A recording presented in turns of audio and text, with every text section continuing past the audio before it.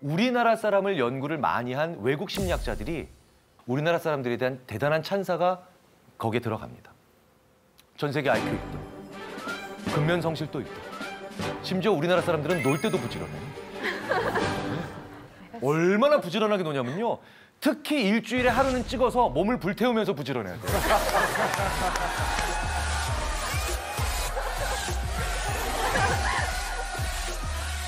유럽 심리학자들이 저를 볼 때마다 하소연을 합니다. 니네 한국 사람들 우리 유럽에 많이 놀러 와. 알아. 한국 사람들 많이 놀러 가잖아. 관광객들 많이 가는데 왜? 니네 한국 사람들 우리 유럽에 놀러 오면 복장만 관광객이래요. 행동은 근로자래요. 아니, 남의 나라에 놀러 온 사람들이 왜 도대체 새벽 4시 반에 일어나냐고. 심지어 유럽의 렌트카 업체 임원 한 분이 이런 얘기도 하셨죠. 일주일 동안 유럽에서 렌트카를 빌려서 평균 2,300km 운전하고 돌려준 건 우리나라밖에 없고, 참고 삼아 서울 부산이 420km. 유럽을 광폭 질주하고 있다는 얘기예요. 새벽 4시 반에 일어나서 자정까지. 근데 우리는 그렇게 놀아야 논 것 같아요. 논 것 같아요. 네. 근데 IQ 1등, 부지런하면 1등, 우리를 누가 당하겠어요? 그럼에도 불구하고 제가 물어보죠. 야, 그래도 우리나라 사람 뭐 약점이 있지 않냐? 어느 민족이나 단점이 있잖아요. 그러면 이렇게 얘기해요. 이 질문 하나를 하면 전 세계에서 오히려 제일 지혜로운 게 아니라 제일 바보를 만들 수 있어. 이 질문이에요. 뭐 좋아하세요? 이러면 전 세계에서 우리나라 사람들이 가장 바보스러운 대답을 한답니다. 전 세계 어디에도 없는 이 충격적인 대답. 아무거나요.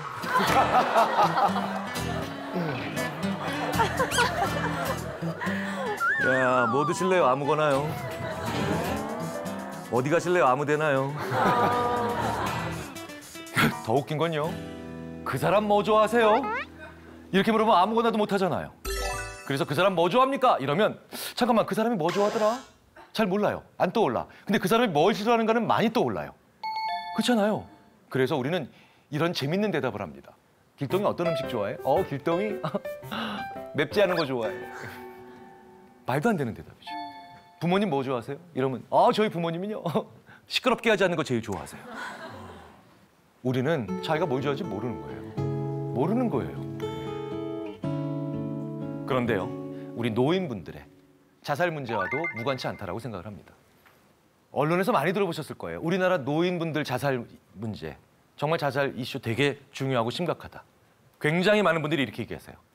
노인분들의 자살은 절망 때문이다. 절망 때문이다. 하지만 심리학자들의 대답은 한결같습니다. 노인분들의 자살은 절망 때문이 아니라 무망 때문이다. 무망이 뭔가요? 새로운 희망을 만들어낼 힘을 잃어버리신 거예요. 절망은 뭡니까? 새로운 희망을 만들어냈는데 그게 꺾인 거죠. 그러니까 절망에도 다시 희망을 만드시면 되는데 이제 새로운 희망을 만들어내실 수 없는 상태에 있는 분들이 무언가를 잃으시면 이제 다 끝난다는 겁니다. 그래서 50이 넘은 사람은 자기가 무엇을 좋아하는지를 많이 알고 있어야 돼요. 그게 인간 장수의 비결이기도 하고 행복의 비결이기도 합니다.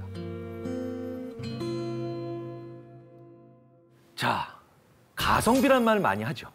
정말 저렴한 물건인데 괜찮은 물건입니다. 자, 그런데요. 인간이 무엇에 대해서 정말 판단하기 어려운 것 중에 하나가 가치입니다. 특히 금전적 가치. 무슨 얘기냐? 저 얼마짜리입니까? 저 얼마짜리입니까? 가격으로, 아니, 근데 뭐 잠깐만요. 이게 돈이 아깝다라는 표정으로 이렇게 저를 쳐다보시면 안 되는데. 우리가 어떤 것의 가치를 돈으로 환산하는 게 그렇게 쉬운 일이 아니라는 거예요. 그 돈의 가치를 우리가 제대로 매겼다면 물건 사고 후회할 일도 거의 없을 거예요. 그런데요, 저는 최소한 10가지의 물건을 사면 최소한 3개에서 4개는 후회합니다. 내가 이걸 왜 이 가격을 주고 샀을까? 내가 왜 이걸 가지고?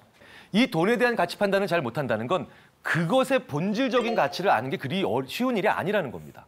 그래서 우리는 의외로 엉뚱한 곳에서 그 가치의 발견을 하기 위한 간접적 단서들을 사용하죠. 자, 한번 볼까요?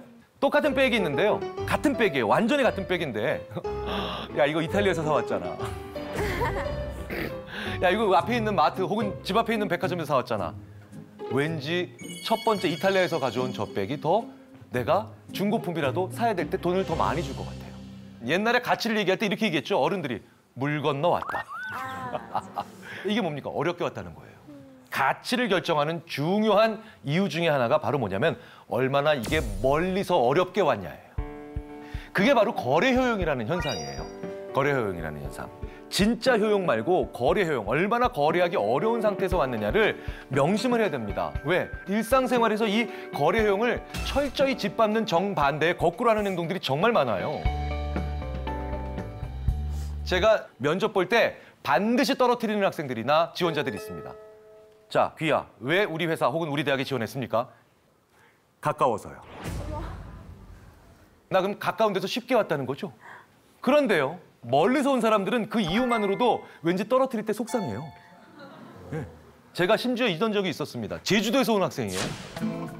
제주도에서 수원까지 오는데 얼마나 힘들었겠습니까? 아주대 오는데. 그래서 그 학생을 딱 하는데 떨어뜨릴 수밖에 없을 때 제가 얼마나 속이 상했겠습니까? 그런데 왠지 옆에 고등학교에서 오면요.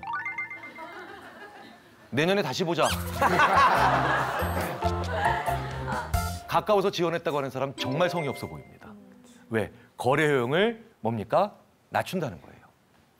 제가 실제로 한번 다른 방송사와 실험을 해본 적이 있어요. 사람들한테 보너스, 경품 당첨된 걸 줍니다. 이 10만 원을 가져오기 위해서 어떤 분들은 바로 앞에서 직원이 바로 거기서 찾아서 줍니다. 가까운 거리에서 왔죠. 그런데 잠깐만 좀 기다려주세요. 요게 지금 상품권이, 백화점 보너스 상품권이 지금 저희 본사에서 직원이 출발해서 갖고 옵니다. 수십 킬로미터를 와서 게다가 기다려서 그분한테 전달하죠. 첫 번째, 바로 앞에서 받은 사람들은요. 그날 거기서 다 쓰고 나갑니다. 소위 말해서 충동구매가 뭔지를 보여주고 나가요. 그런데 어렵게 온 돈, 그 상품권을 받은 사람들은 그걸 거기서 쓰지 않습니다. 더 가치 있게 쓰려고 합니다.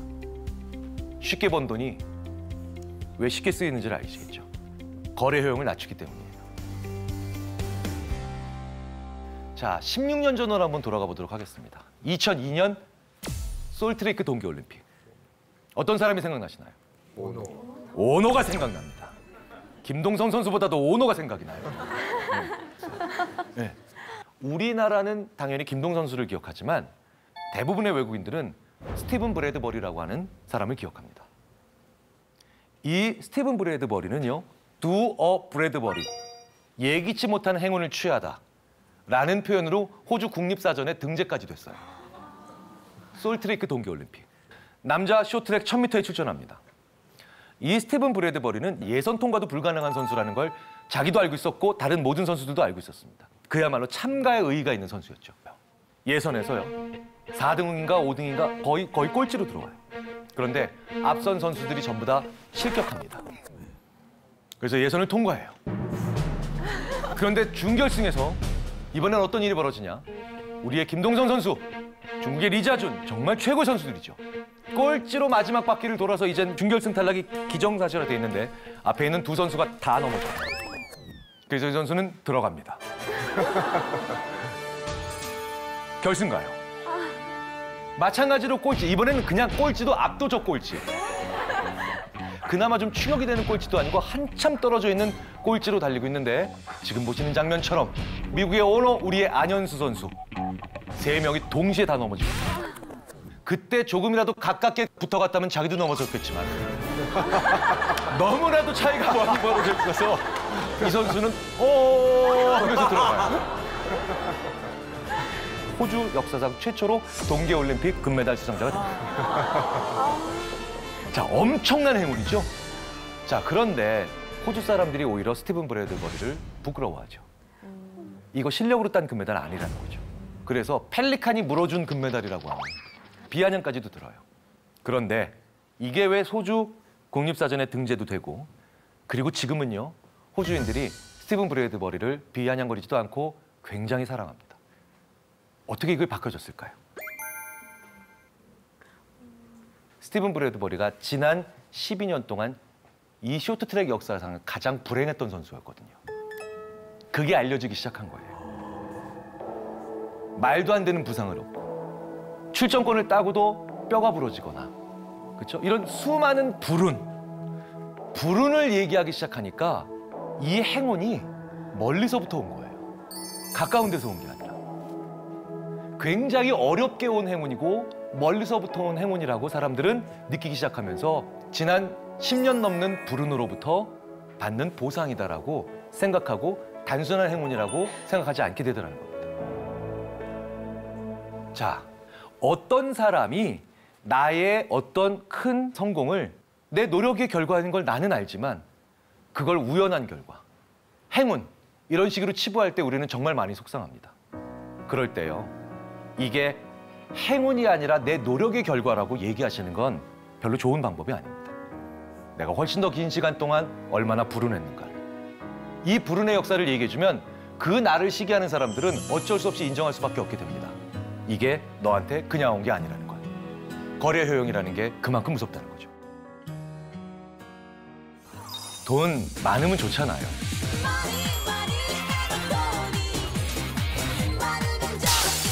오히려 큰 돈이 역효과를 냅니다. 자기가 어디다 돈을 써야 되는지 모르기 때문에 어느 순간 보면 그냥 없어져 있어요.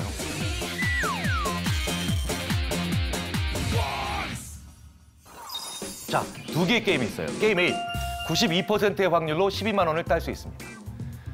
8%의 확률로 24만 원을 잃어요. 게임 B, 17%의 확률로 79만 원을 땁니다. 83%의 확률로 5만 원을 잃어요. 두 게임 중에 어느 걸 하시겠습니까?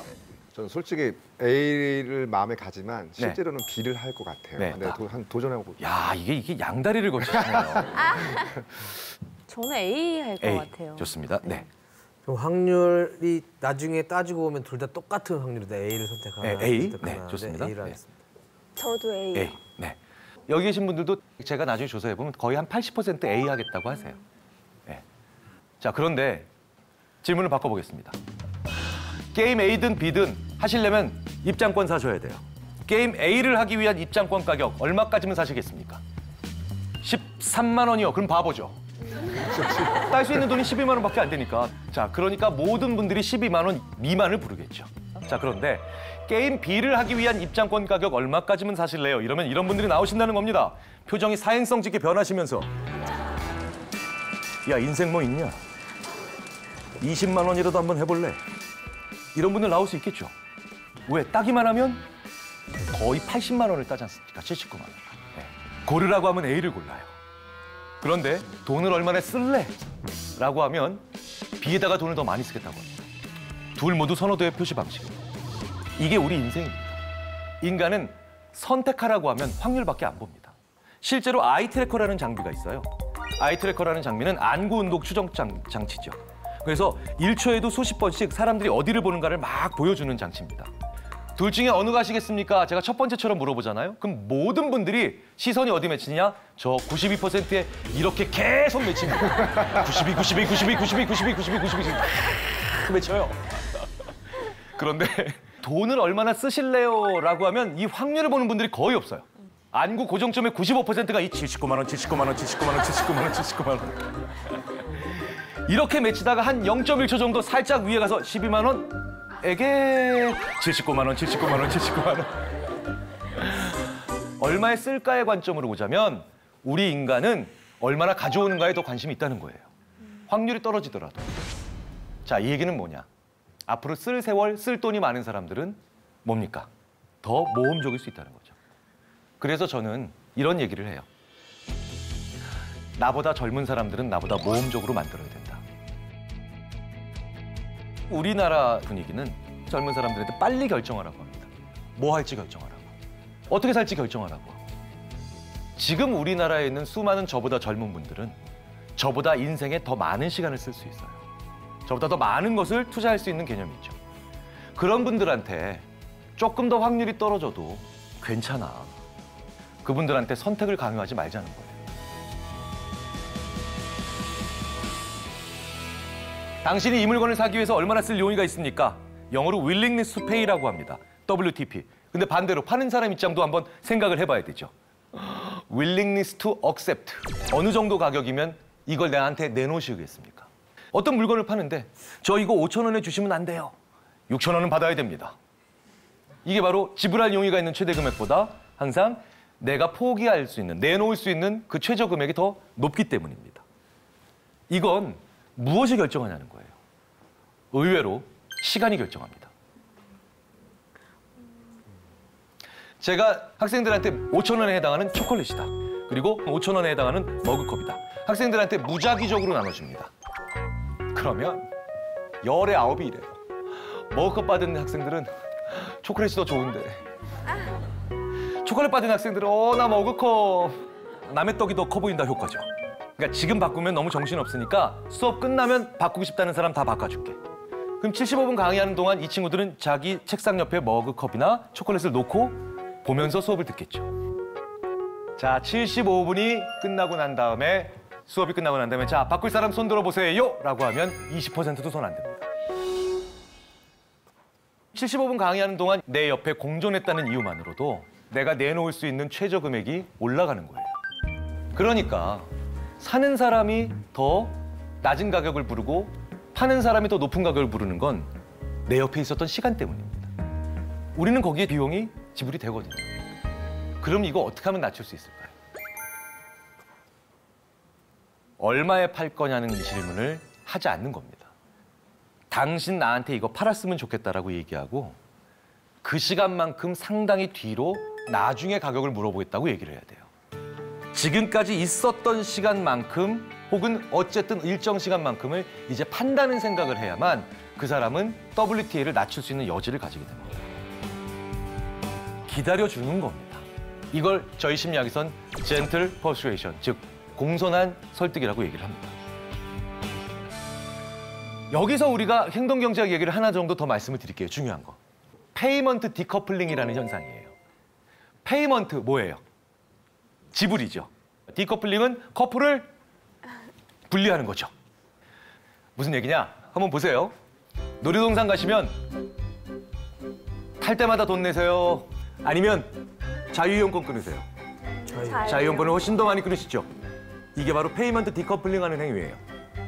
페이먼트 커플링은 뭐예요? 탈 때마다 돈을 내서 지불과 내 행동의 즐거움을 커플링 시키시는 거죠. 실제로 굉장히 많은 분들이 한두 번쯤 이런 경험 하셨거든요. 자유이용권 끊고 쭉 하루 동안 뭐 이게 놀다가 나오면서 아이씨 괜히 끊었네. 자유이용권 가격보다 덜 소비했다는 거예요. 해보신 적 있으시죠? 예. 있으세요? 그런데도 왜 우리는 그 다음에 가면 여전히 자유이용권을 끊을까요? 이걸 실제로 여행 상품에 최초로 결합시킨 게 바로 클럽 매드입니다. 파타야 3박 4일에 얼마? 그렇죠? 방콕에 얼마? 정액제죠. 그 프로그램 그대로 한번 다녀본 사람들이 있겠죠. 할 때마다 돈 내요. 먹을 때마다 돈 내고 탈 때마다 돈 내요. 대략 20% 가까이 비용이 절약됩니다. 근데 문제는 여행이 만족스럽지가 않았다는 거예요. 소비의 즐거움이 비용의 고통에 갉아먹어졌다는 겁니다.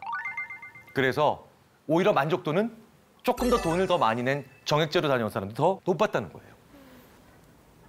그래서 우리는 절약하려면 어떻게 됩니까? 페이먼트 커플링을 시켜야 되죠. 페이먼트 커플링의 대표적인 예가 뭔지 아세요? 절약하려면 어떻게 됩니까? 페이먼트 커플링을 시켜야 되죠. 페이먼트 커플링의 대표적인 예가 뭔지 아세요? 신용카드 쓰실 때마다 문자가 오죠. 당신 방금 전에 7,500원 썼다. 자, 그런데요. 지금까지 썼던 금액을 누적 금액을 보여주는 거예요. 방금 전에 7,500원을 썼지만 그 7,500원 승인 밑에 237만 원이라고 하는 울트라 커플링이죠. 완벽한 커플링을 만들어서 돈을 덜 쓰게 만들어줄 수 있는 거죠. 그래서 이것 때문에 신용카드보다 체크카드를 더 써야만 우리가 절약할 수 있는 겁니다. 우리는